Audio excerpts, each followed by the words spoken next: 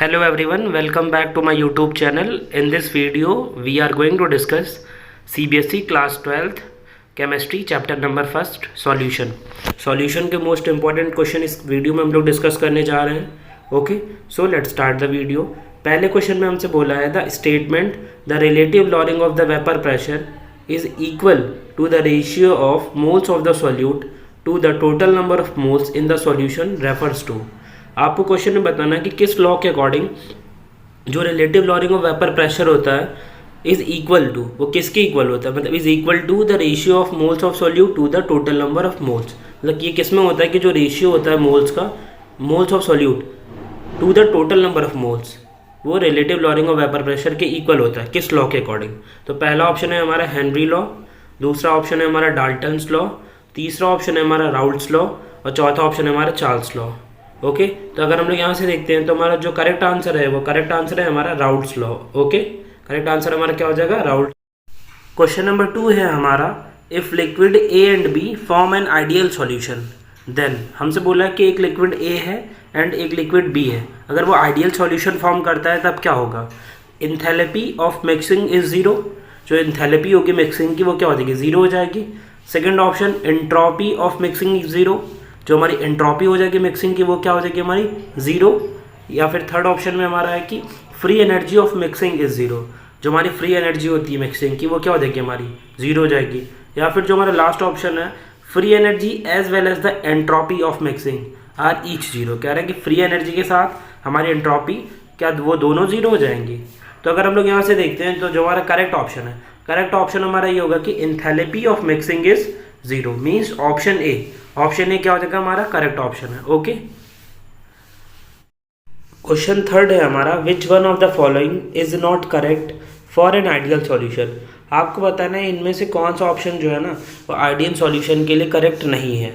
पहला ऑप्शन है हमारा इट मस्ट ओबे राउल्ट्स लॉ. कह रहा है कि जो हमारा आइडियल सॉल्यूशन है क्या वो ओबे करता है राउल्ट्स लॉ को.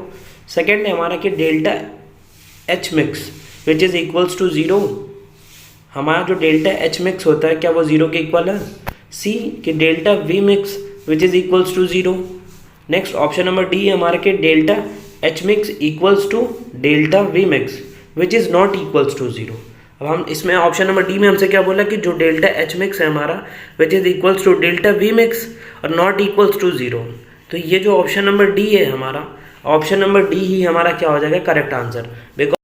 बिकॉज आइडियल सॉल्यूशन के लिए जो हमारा डेल्टा एच मिक्स होता है वो किसके इक्वल होता है जीरो के, और डेल्टा वे मिक्स भी किसके इक्वल होता है जीरो के.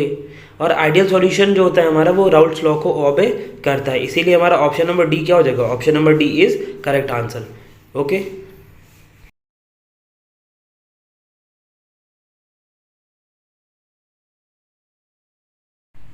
नेक्स्ट क्वेश्चन है हमारा N ideal solution is that which. आपको बताना है कि इनमें से कौन सी प्रॉपर्टी जो है वो आइडियल सॉल्यूशन की है. पहला है हमारा कि इट ओबेज राउल्ट्स लॉ, क्या जो हमारा आइडियल सॉल्यूशन होता है वो क्या ओबे करता है राउल्ट्स लॉ को. सेकंड ऑप्शन है हमारा it shows positive deviation from Raoult's law. कह रहे हैं कि जो हमारा आइडियल सॉल्यूशन होता है क्या वो पॉजिटिव डेविएशन शो करता है किससे, राउल्ट्स लॉ से. ऑप्शन नंबर थर्ड है हमारा it shows negative deviation from Raoult's law. कह रहा है कि जो हमारा आइडियल सॉल्यूशन है क्या वो नेगेटिव डेविएशन शो करता है किससे, राउल्ट्स लॉ से. या फिर जो हमारा आइडियल सॉल्यूशन है has no connection with Raoult's law, ideal solution का कोई कनेक्शन ही नहीं है राउल्ट्स लॉ से. तो क्या ऐसा पॉसिबल तो है ही नहीं कि उसका राउल्ट्स लॉ से कोई कनेक्शन ना हो. तो अगर हम लोग देखें ऐसे तो ऑप्शन नंबर ए जो हमारा है वो ऑप्शन नंबर ए हमारा है कि इट ओबेज राउल्ट्स लॉ, जो आइडियल सॉल्यूशन होता है हमारा वो ओबे करता है राउल्ट्स लॉ.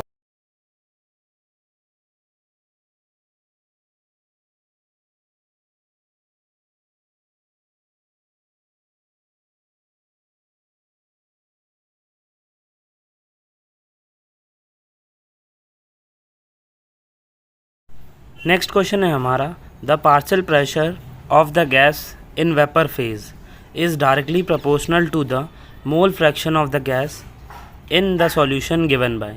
आपको बताना है कि किस लॉ के अकॉर्डिंग जो पार्शियल प्रेशर होता है गैस का इन वेपर फेज में जो डायरेक्टली प्रोपोर्शनल होता है किसके, मोल fraction of gas in the solution.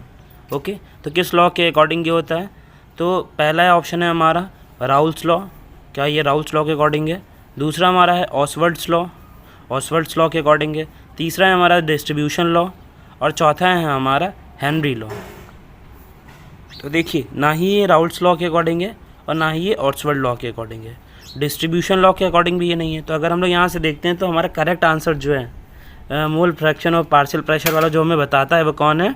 Henry law. तो which option is correct? Option number D. Option number D क्या हो जाएगा हमारा? करेक्ट हो जाएगा। क्वेश्चन में हमसे बोल रखा है कि 4 gases like hydrogen, methane, helium and carbon dioxide has Henry constant value के।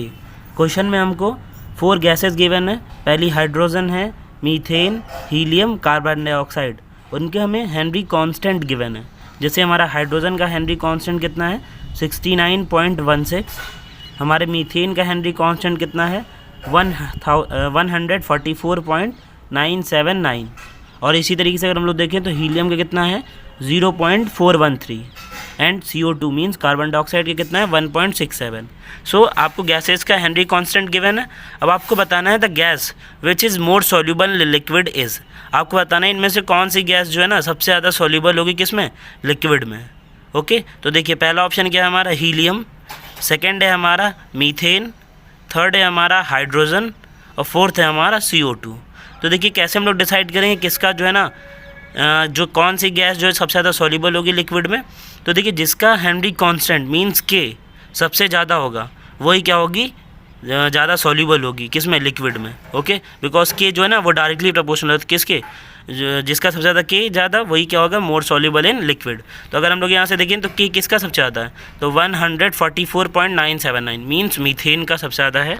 तो यहाँ से हम लोग देखेंगे तो ऑप्शन बी क्या हो जाएगा हमारा? करेक्ट आंसर हो जाएगा। ओके, आई होप आपको इतना समझ में आ गया होगा। If you have any doubt you can ask in comment section. Okay, next question है हमारा the solubility of gas in a liquid increase with. कह रहे हैं कि हमारी जो सॉल्युबिलिटी है गैस की लिक्विड में कब इंक्रीज़ करेगी।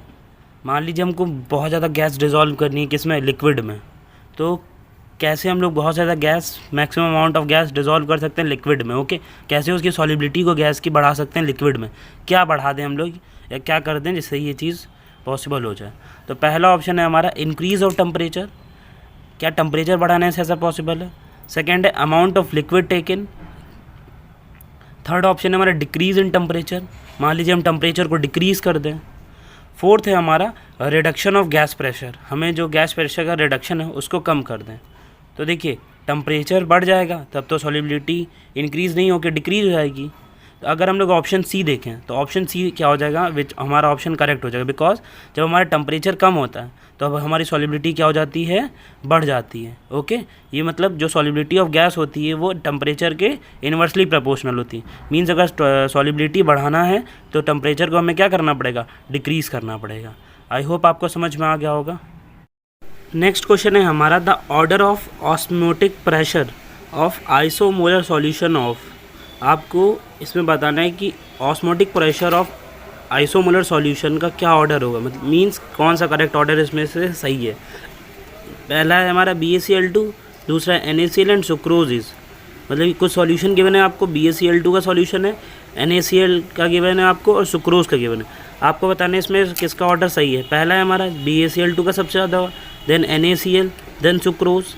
ऑप्शन सेकंड में हमसे बोला है कि NaCl, उसके बाद BaCl2, उसके बाद सुक्रोज, या फिर ऑप्शन थर्ड में सुक्रोज या फिर NaCl2 या फिर BaCl2।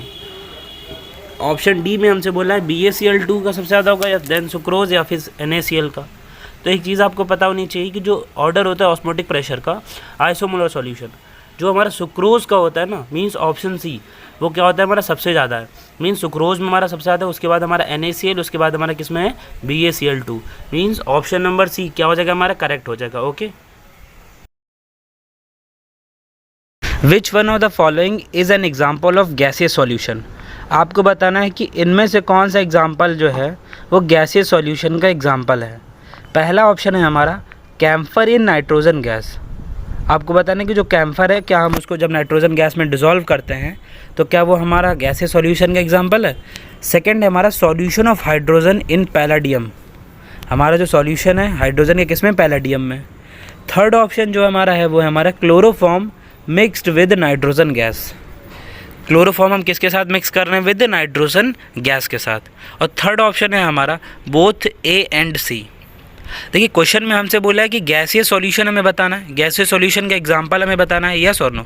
तो देखिए स्टार्टिंग वाले ऑप्शन में, ऑप्शन नंबर ए में अगर हम देखें तो कैम्फर को डिसॉल्व करेंगे इसमें नाइट्रोजन गैस में। अगर ऑप्शन सी को हम लोग देखते हैं तो क्लोरोफॉर्म को हम लोग डिसॉल्व कर रहे हैं या फिर मिक्स कर रहे हैं किसके साथ? नाइट्रोजन गैस के साथ। तो option A and option number C, इन दोनों में क्या है? हमारे गैस की बात हो रही है, यस और नो, और हमें गैसीय सॉल्यूशन ही बताना है। तो अगर इस तरीके से हम लोग देखें तो option number D means both A and C. Okay, option number D हमारा करेक्ट हो जाएगा। नेक्स्ट क्वेश्चन है हमारा number of phases present in a true solution is. आपको बताना है कि नंबर ऑफ फेजेस कितने प्रेजेंट होते हैं in a true solution is.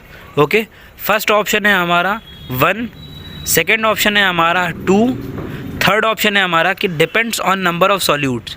Means जो नंबर ऑफ फेजेस प्रेजेंट होते हैं ट्रू सॉल्यूशन में वो हमारा किस पे डिपेंड करता है? Depends on number of solutes, मतलब सॉल्यूट्स के नंबर पे डिपेंड करता है। ओके, नेक्स्ट है अगर हम ऑप्शन नंबर डी की बात करें, मींस इनम्यूरेबल। इनम्यूरेबल का मतलब होता है हमारा मतलब काउंटेबल ही नहीं है, इन्फानाइट मतलब बहुत ढेर सारे जिनको हम लोग काउंट ही नहीं कर सकते। ओके, तो ऐसा तो नहीं है कि इनम्यूरेबल होते हैं जो हम लोग काउंट ही नहीं कर सकते, और ये भी नहीं है कि depends on number of solute के नंबर पे भी डिपेंड नहीं करता। ओके, तो या फिर ऑप्शन नंबर ए होगा हमारा या फिर ऑप्शन नंबर बी होगा।